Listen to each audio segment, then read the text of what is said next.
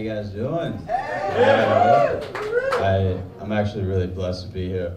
I am from Louisiana. A lot of people don't know this about me, but I'm a Katrina survivor, so it's like crazy that I'm even hearing it.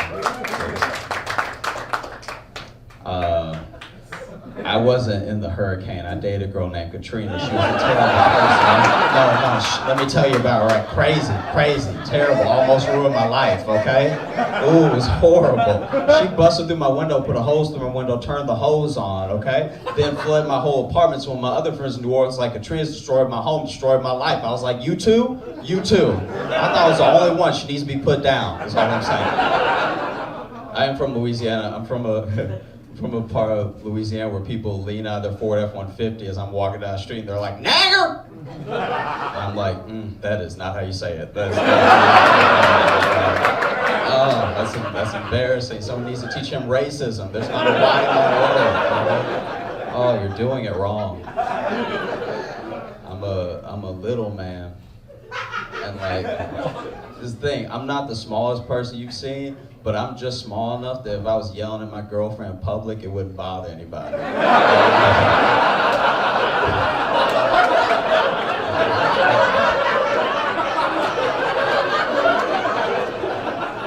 like usually when you see them, you're like, hey, calm down, is there a problem here, buddy? But for me, it's like, oh, he needs a nap.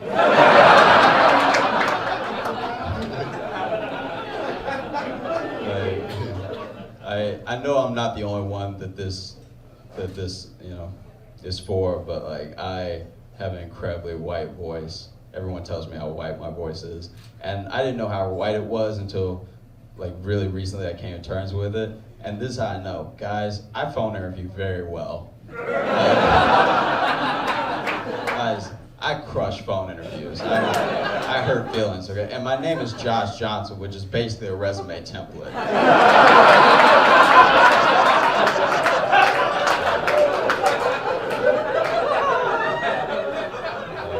So then I show up and they try not to act disappointed, but we all know what happened. I know you're feeling catfish right now.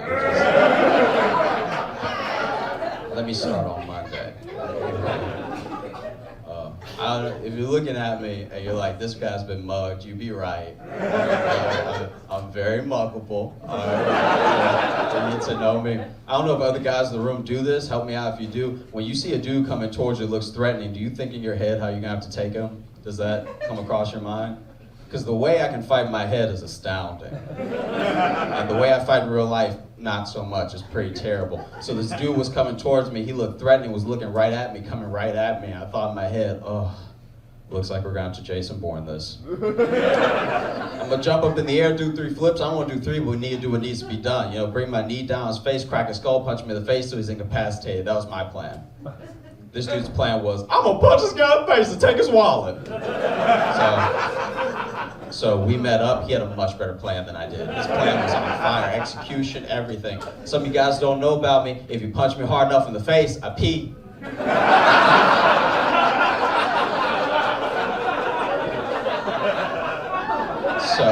So we met up. He punched me in the face. I hit the ground, started peeing round Q. I don't disappoint, okay? Now he's trying to fit his huge muscular hand into my pocket to take my wallet, but his hand gets stuck because my pants fit. Go figure, I know. But now his hand is stuck in my pants, but he can see the pee stain getting bigger. And my pants are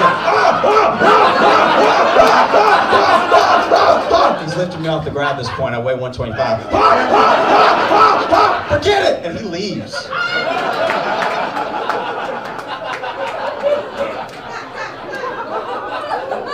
Guys, who needs karate? Am I right? I did get the cops called to my apartment. Last year I got the cops called to my apartment because my neighbor thought that I was beating my girlfriend. So I had to explain to the police, not only do I not have a girlfriend, but it's just me in here.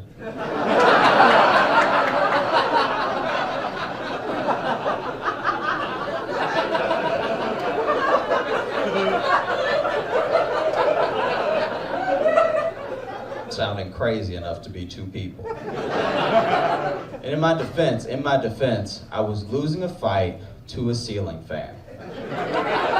Let me explain. We've been to the moon, and we use little pieces of glass to talk to other people on the other side of the world if we choose, but there's still no clear indication when to stop pulling the drawstring on a ceiling fan. Now I'm chilly. I was warm before, now I'm chilly. I like the ceiling fan stop because I'm chilly, okay? And it's just going...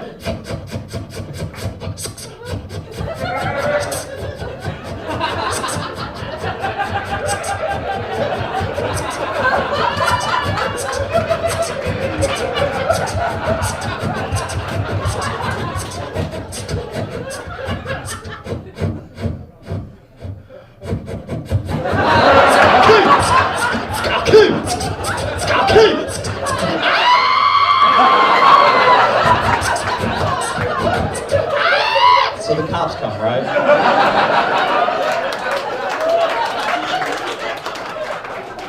So the cops come, and they don't arrest me, but they feel real sorry for me. Because if you're yelling at an appliance, I'll kill you, you know why you're single, you know?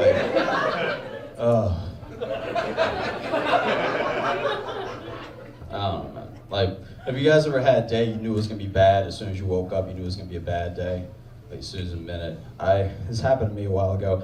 I got up, got dressed for work. I got my foot and my head outside, okay? Just my foot and my head, and a bird shit on my head. This thing.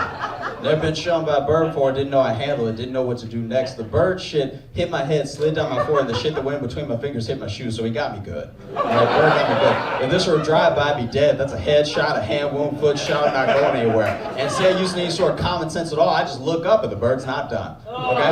So now, stick with me. When a bird poop is coming right towards your eye, it looks exactly like you should have majored in something better in college so you have a better job so you can afford the rent at places that covered in trees and vines, okay? Because now, if I had a quarter for every time I changed my major to something that was still stupid, I'd have the $2.25 it takes to take the bus with bird shit on you, which is what it did. Because bird shit in my eye and I had to go. I was late when I left, I can't turn around. And we were sitting on the bus with bird shit on you, everybody knows. No one on that bus was like, I may have a sports fight with his friends. Things a whole lot. Everyone knew it was bird shit. A homeless dude moved a seat away from me. That's the sort of pariah I've become in a split second. And then this girl sitting across from me, thick neck bitch, all right? Sitting across from me, giving me the black woman with blonde hair, Wendy's, judging me like I'm not on my way to work. That's where I'm headed, man. You don't know me. You don't know my life, okay? But then we get to her stop. She gets up. She walks out, and I see that this bitch has Dorito dust on the back of her neck. Who the fuck are you to judge me when you got Dorito dust on the back? This was an accident. That's a lifestyle choice, bitch. Right? Because that means that when you eat Doritos, you either put your head in the fucking bag, okay? Or you eat Doritos like such a savage, you actually break a sweat up to wipe it off or you get the chance to suck your fingers judging me. Since we're judging each other, your new name is Dirtfoot, bitch, all right? Got Dorito dust on the back of your neck like you somebody's uncle or something. You scratch and sniff hobo, bitch. That's some Josh Johnson. Have a great night. I do appreciate how all of you manage to be these like international individuals, you know? Like y'all care about things that are happening in the world and you consume all this media that is not yours. You don't have to if you don't want to, right? Like I know that we're right there and we're very loud about it, but if you wanted to put the Sony XM4s on, you could, you know, but y'all keep up with your politics and our politics. We don't even do that. It's pretty wild. Like, I'm sure y'all have seen Mitch McConnell freezing up. If you don't know who Mitch McConnell is, he is the leader of the Republican Party in the States. He's the full-time leader of the Republicans in the Senate, and he's a part-time mime.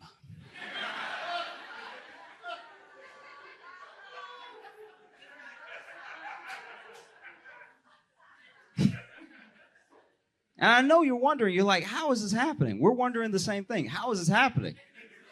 How is this? This is crazy. He's not by himself. Biden's hella old. Trump is hella old. You know, Dianne Feinstein's hella old. We just keep letting older and older people stay in power, and we don't even really know why. I think that mainly there's something to be said for like how fearful Americans are. And so if there's anyone that can offer us any form of stability will take it from them, you know? And that's what you get. You get people who serve 19 terms and everything. Came in. The fact that this man froze while they were asking if he was going to run for re-election, I think that was God answering for him. That's crazy. If you didn't see the video, basically they're like, would you be running for re-election? And then he went, huh.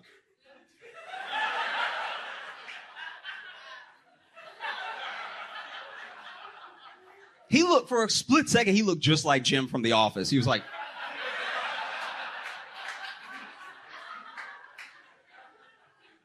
And then his aide walked up and they were like, did you hear him? It's like, hearing's not the problem, ma'am. You know? And there are some people that are like, oh, leave him alone. He's an old man. It's like, all right, well, just because you're old doesn't... Being old isn't a virtue. He was shitty all the way up until then, so... Do you know what I mean? And look, I hope...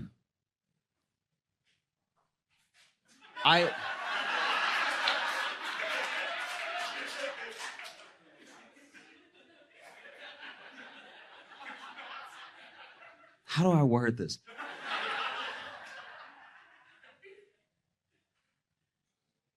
I hope he's able to maintain his health as well as the first responders from 9/11 that he voted against funding are able to maintain theirs. You know, like, I think that...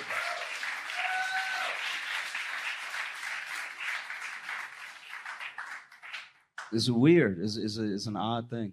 It's every time he freezes, he looks like he looks like he's seeing.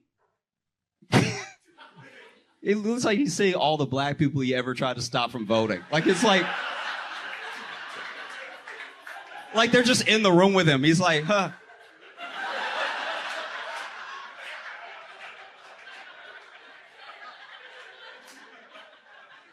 That is a lot. Now, I know you're wondering, how did this happen? How did we get here? How do we end up staying here?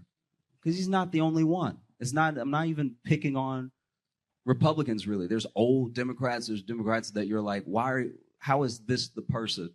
Surely someone else believes what they believe and is like able. Do you know what I mean? Surely, right? And I don't think that the U.S. is just a fearful country. I think that we have this reputation. They talk about how baseball is the great American pastime, but it's not. It isn't. The great American pastime is arguing. We love to argue so much, a lot of people want a redo of the Civil War. Like that's how much we love to argue. And it's not about the candidate. There's nothing so special about McConnell. There's nothing so special about Biden or Trump that they keep being in the position that they're in. It's that we like to argue so much that we do not pay attention until it's too late, right? It doesn't matter, Biden, Trump, whatever. Throw all that stuff out there. You could put one party's candidate as a tomato and one party's candidate as a potato, and we'll still have it out. As dumb as that is, we would still be like, well, I do like potatoes, though. You know? But we don't know. We're very unsure as a group of people, you know? You watch I'm sure it's terrifying for y'all, because y'all are so close. Like this...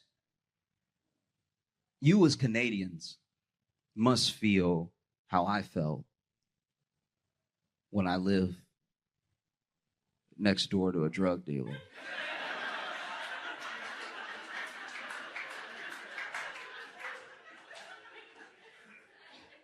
Had nothing to do with me. It was none of my business. But I don't know. You'd hear stuff through the wall. You're like, am I in danger? You know? Like, you even watch from afar the shootings that we have, school shootings that we have. And it's genuinely terrifying. It's terrifying for us, you know? And so many of them happen that there's no keeping up. Like just within, what, a week of each other, there was a shooting, there was a hate crime, and then there was a shooting at a school. And you wonder, like, how is this sustainable? Is it possible for it to be sustainable? You know? You take a country that has this much crippling student loan debt and you carpet bomb it with a bunch of school shootings. It's no wonder we don't like to read. Shit feels dangerous.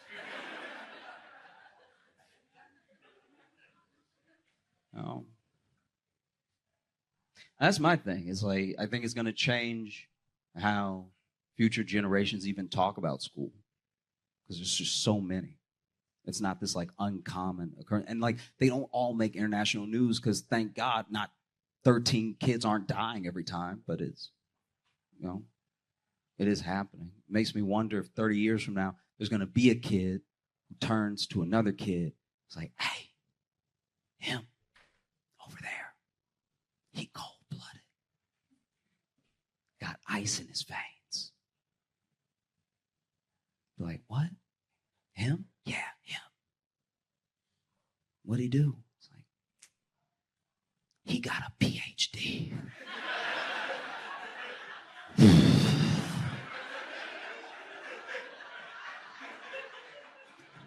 He went to school every day. He doesn't give a fuck.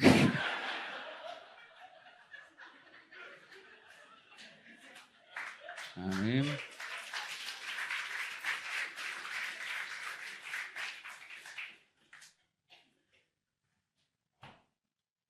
I've been trying to make more friends. This is the thing. When you are young and have a lot of friends, you think that you're good at making friends. But there's a chance that you're not. There's a chance that these friends are just from convenience and proximity, right? Because then when you get older, when you become an adult, you see how hard it is to make friends, you know? It's hard, whether you're trying to date someone or make a friend, it's incredibly difficult to walk up to someone and make something out of thin air. Because that's what you're doing when you're building relationships. And we're not always receptive to it, you know?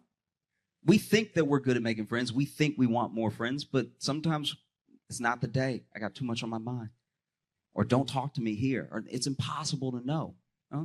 Like if somebody rolled up to you right now like, damn, man, I like your glasses. I like your hat. What you doing later? You'd be like, get the fuck away from me. I don't know if it's drugs you taking or drugs you need to be taking, but get away from me. I've been trying to make friends. I've been trying to make friends at the gym.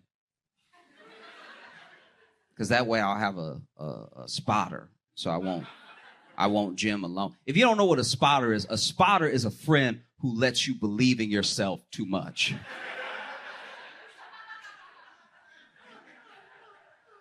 You go to the gym together and you're like, I think I could push 300. And he's like, we'll see. So I did it. I made a friend at the gym. I was working out and I saw this guy, and he basically was on the machine that I needed, so I was sort of waiting around. And have you ever met someone? Have you ever met someone that has been to so much jail?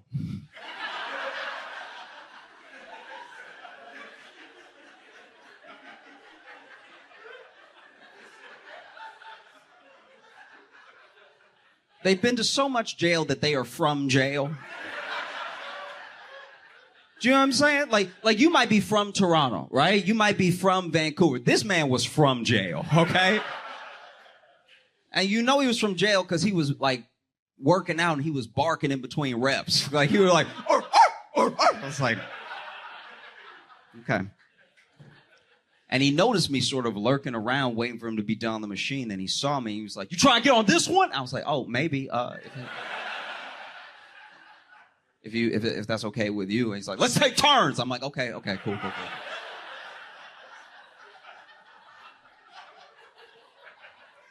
And so we did. We took turns, and I did my little like, huh. And he did his like, arr. You know what I mean? And then for whatever reason, we just kept working out together. I was like, "What workout are you doing?" And he told me. And so we took turns for the rest of the time that we were at the gym, and we decided to be gym buddies. And I appreciate this about him. I really do appreciate this, that he did this, that he said this to me, you know, because we exchanged numbers and everything. And before I was about to leave, he was like, "Look,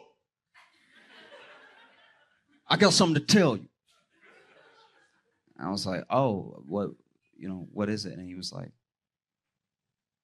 "I did a little time."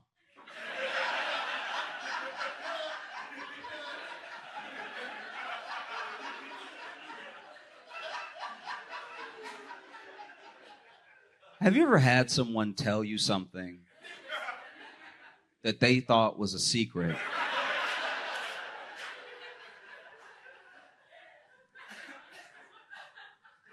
But was so painfully obvious, you had to act surprised to not feel rude.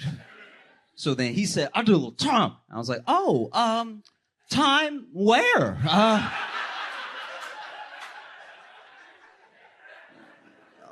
Time like abroad?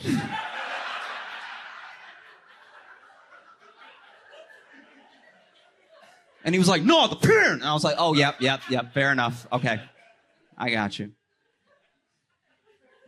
And so we decided to be workout buddies. And next time that we're supposed to meet up, I was late because I got off work late. So now I was heading there, and I'm excited to see my new friend, my new gym buddy, my new spotter. And as soon as I see him, I'm thinking he's gonna have a smile on his face too. This man is pissed, right?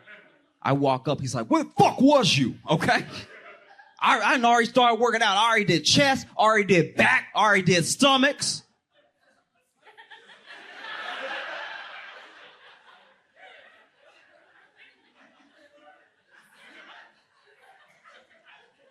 I was like, "Do you mean abs?" And he's like, "That's what I said, nigga, stomachs." I was like, "Yep, you're right. Apples and oranges." Fair enough. So, we started working out, and it occurred to me that, like, if I really want a friend, the other thing that we do that stops people from being close to us is we like have little departments and categories for every friend. And sometimes we try to keep them there. Specifically, "Oh, I want you there. This is as far as I want the friendship to go." And then we wonder why we don't have anybody close to us, because we didn't give at least everyone the chance to maybe be that close person to us. So I was like, if I'm going to be friends with this dude, I got to be his real friend, not just a gym buddy, his real friend, right? Because this is just a personal thing. I'm not trying to put this on anybody, but I genuinely believe that if someone does a crime and they go to jail and then they get out, it should be done. They paid their debt, and now it's time to move on, or else what re-ingratiates them back into society? Why change at all? You know what I mean? So I'm trying to do my best to like be his real friend. So I invited him to brunch.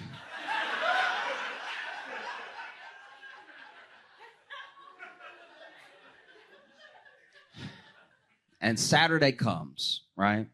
And he shows up to the brunch spot that I picked out, that I told him to come to, with the biggest brown bag I've ever seen in my entire, I didn't even know they made brown bags this big.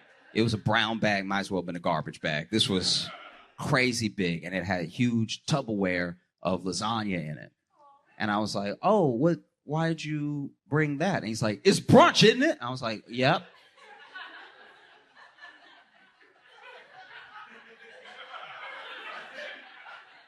But that's why we're here at the brunch restaurant. Like, you didn't have to bring any brunch with you because all the brunch is inside. I didn't know. And he's like, "That's not what you said." I'm like, "I understand. I didn't tell you not to bring anything. That's my bad. I didn't." I didn't realize I needed to say, don't bring, all the brunch will be inside when we get there. And he's like, but it's brunch. And I was like, oh, yeah, you keep saying that, and I don't know what you mean. He's like, it's brunch. I brought my lunch. And I was like, oh, this dude went to jail before brunch was invented. Okay. Cool. But my man loves $13 mimosas. I know because I was paying. After he finished one, he's like, let's get another one. I was like, well, let's implies both, but yeah, whatever. Okay. But it's great. It's a great friendship to have because honestly, this dude, I can't say this like as a blanket statement, but I will say if it's possible, you know, one of the things I think that makes society better and would help in reingratiating these people back into society is if everybody had a friend who had been to jail. Because I will say this, a friend who's been to jail knows exactly when to leave a party. I went to a party this dude invited me to. I'm there for 12 minutes. And he's like, we need to get out of here. And I was like, oh, okay. And the next day I saw that party on the news.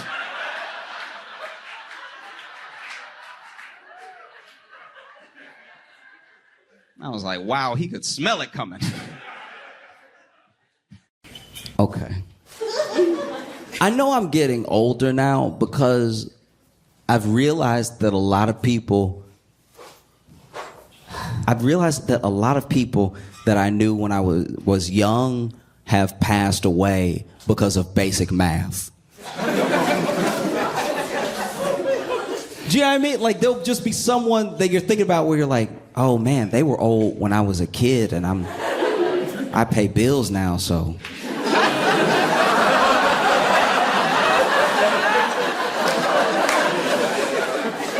Oh yeah, oof. I went to a Catholic school in high school, and there was a priest there that I thought was hilarious. I don't even remember his name. I feel bad about it, but you know, he was dope, and he would do mass because we would have mass before classes and stuff, and he would always forget to turn his mic off. Consistently. I don't even think he knew it had an off button. He would always forget to turn his mic off, and then he would take the sacrament, right? Which is a cracker. And then every time he did it with next to his mic, it sounded like he was losing a tooth every week. It was never not hilarious. I remember the first time it happened, I was like, did he crack his soul? Like, what?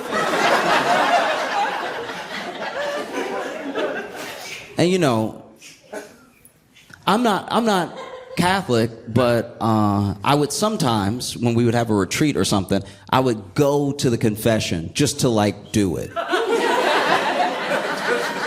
Do you know what I mean? Because there's a certain power in going to confession when you're not Catholic, because you're gonna tell someone a bunch of stuff they can't tell anybody else. And then they're gonna tell you what to do about it, and you're just gonna not. Like,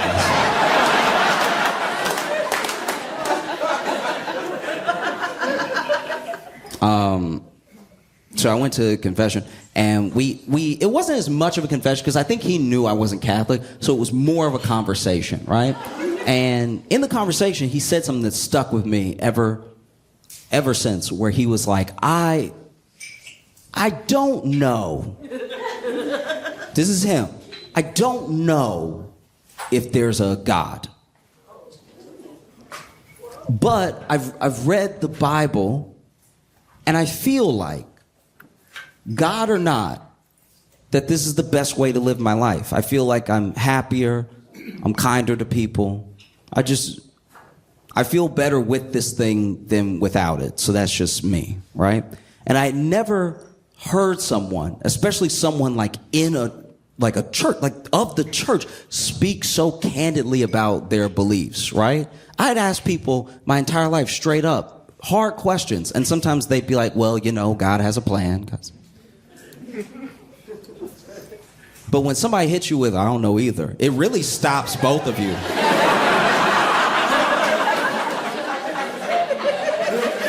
I remember the moment he said it, I was like, oh, I hope I didn't break.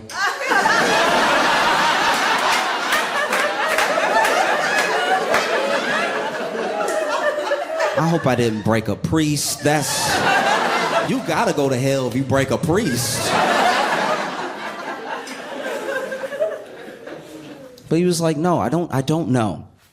But I think that even if nothing happens when you die, even if there's no God, by the time I'm gone, I'll be pretty happy about the way that I lived my life. And I thought about that the other day. And I was like, ooh, I was 14. And he was like 84, so...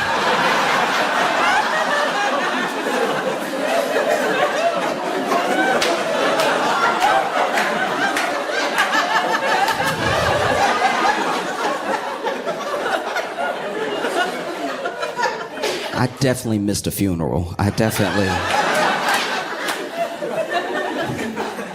Okay. I don't drive because I'm a terrible driver. Like, I failed my driving test. And I'm out of practice since then.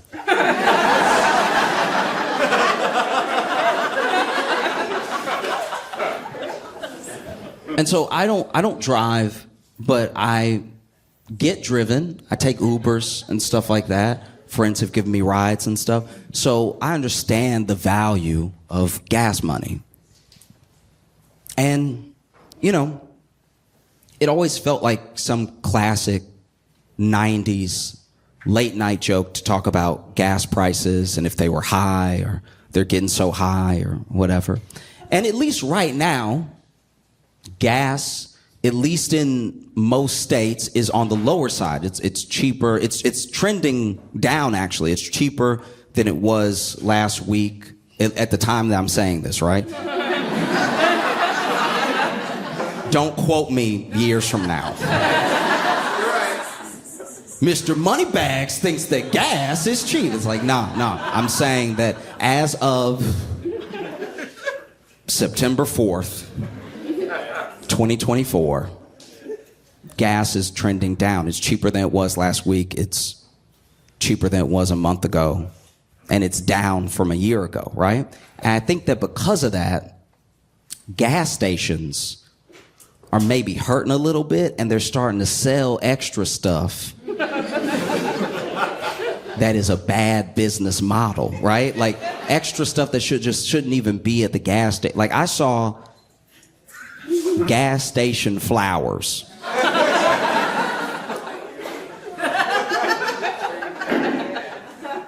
Fellas, if you ever mess up and you're thinking about what you did and you're on your way home and you're feeling apologetic, but you don't want, you messed up too bad to just text. You can't just be like, I'm sorry, LOL. It's not gonna work. You're like, I gotta make this right? And so you're getting your apology ready in your head, and then, you see that the tank's pretty close to E. You're like, let me be responsible, fill up the family car, right? And then you get to the gas station, you fill up the car, and then you see inside that there are flowers, real flowers, at the gas station.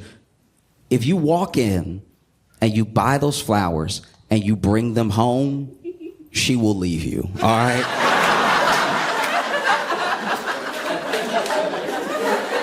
Gas station flowers look like an omen. Like, they're just dead enough to be alive. I've never seen anything like it. Like, and for sale of regular price flowers too. There was a bouquet that was in a bucket with a bunch of other bouquets, and I looked and the sign said— for these very dead. There's no vegetation around. These flowers were clearly shipped in like the back of a fridge or something. Flowers are big. Salads. I'm all for people eating their greens. And I think we should be healthier as a country. But if you buy a gas station salad, you have just used your credit or debit card to pay for E. coli, right? E. coli is supposed to be microscopic, but you can see it on a gas station salad.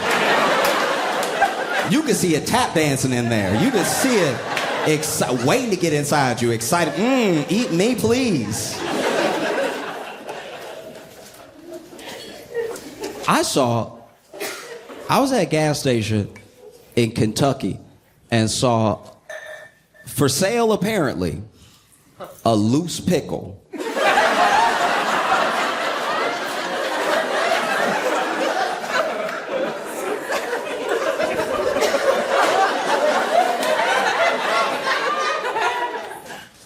When I say a loose pickle, I want you to understand I said it right. I was at the gas station. My friend was getting gas. I was going to buy a bottle of water. And as I'm walking towards the fridge with the waters in it, I pass a shelf. The shelf has pickles laid out on the shelf and a price tag right under it. $1.99 for these loose pickles.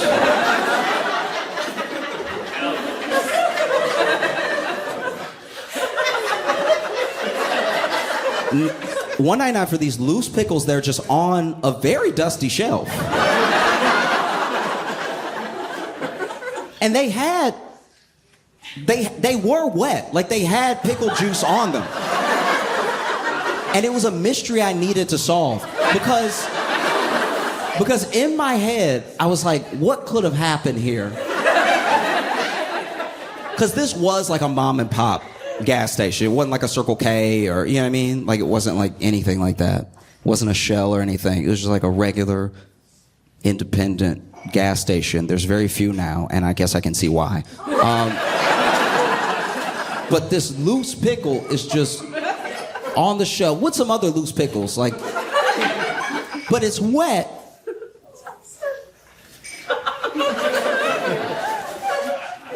And in my head, I was like, this is like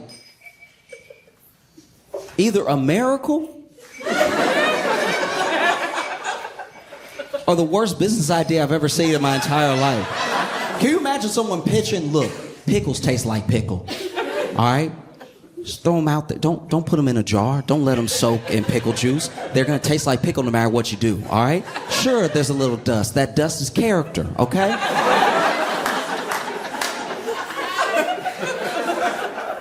But truly what I think happened, because this is like an indie, mom and pop gas station, I think somebody went in there.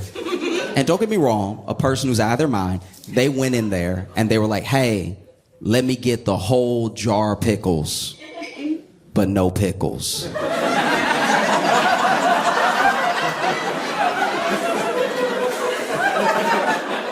I just want the juice and the jar.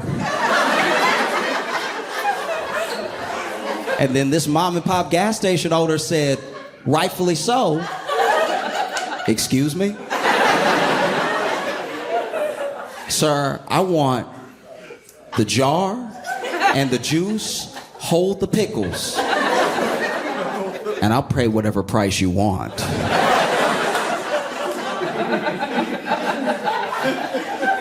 And so then this very old man was like, okay.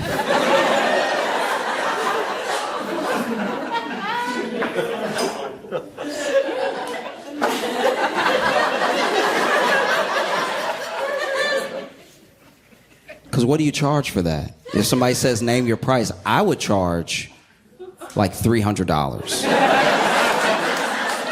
$300 would make me feel comfortable about making a sale to a serial killer, right?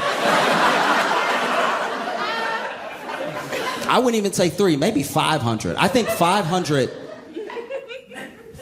would make me more comfortable about what I had to do while somebody watched. You know what I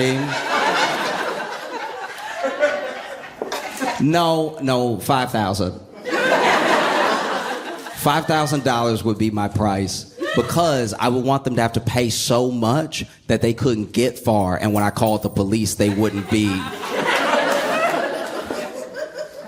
They'd just be one tank of gas away. Loose pickles. And I asked them, I was like, so your pickles over there, what's the deal with that? Because they're just loose on the shelf. And the guy, I'm not even getting, the guy goes, what?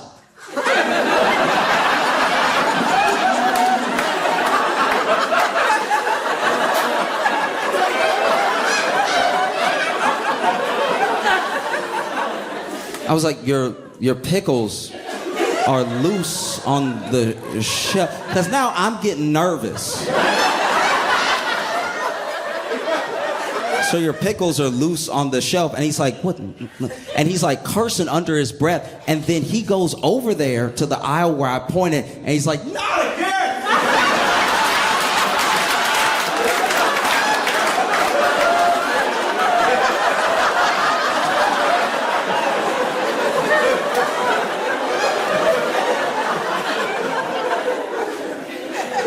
Again.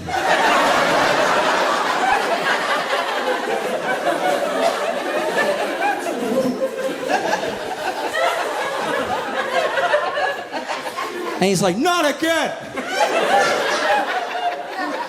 I was like, wait, so this happened before? Like, you didn't want this to happen? Like, a weird stranger didn't come in here and pay you $5,000 for just the jar and the juice? And this dude explained to me while I bought my bottle of water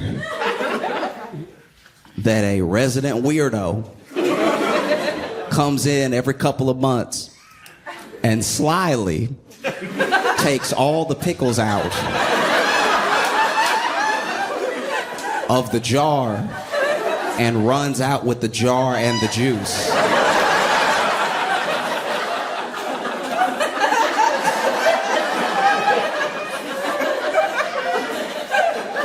And he said, this dude said, I have alerted the authorities multiple times.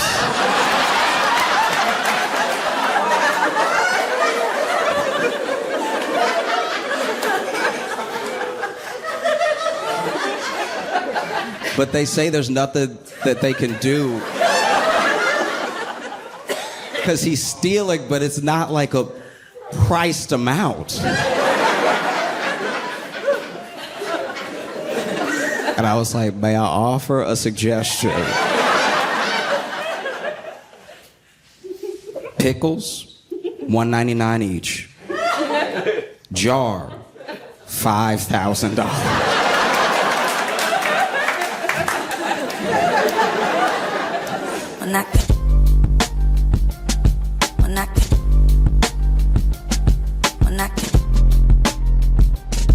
Mira.